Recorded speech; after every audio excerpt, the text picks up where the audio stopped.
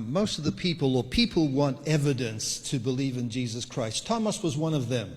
He wanted evidence to believe in Jesus Christ. And Jesus answered him and told him, "Blessed are those who do not see and yet have believed." Could you elaborate on the people who come to Christ through evidence, and then the final beatitude of Jesus Christ is, "Blessed are those who do not see and yet believe"? Okay. What is the blessedness in those who have not seen and yet believed? And, All right, and make how that are we to comparison. understand this passage where Thomas refuses to believe? So Jesus appears to Thomas and says, "Don't be doubting.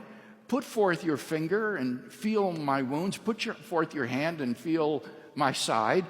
And Thomas doesn't do it then. He just falls on the floor and says, "My Lord and my God." And Jesus then says, "Do you believe because you have seen me? Blessed are those who have not seen and yet believe."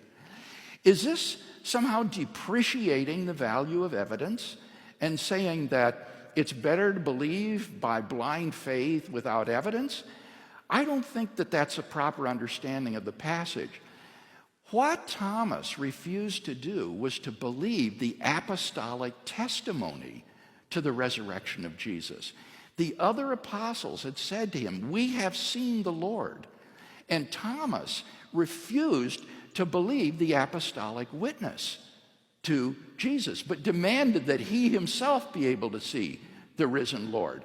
And I think what Jesus is saying, blessed are those who do believe the apostolic witness, but aren't demanding that I appear to them at every generation in history, to every individual who's ever born, but rather they believe on the basis of the eyewitness testimony that the apostles gave.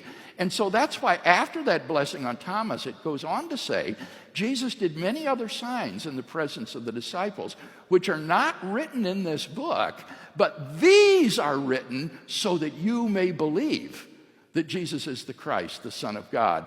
So John is emphasizing the sufficiency of the apostolic testimony that he delivers to the resurrection of Jesus, which Thomas doubted wrongfully.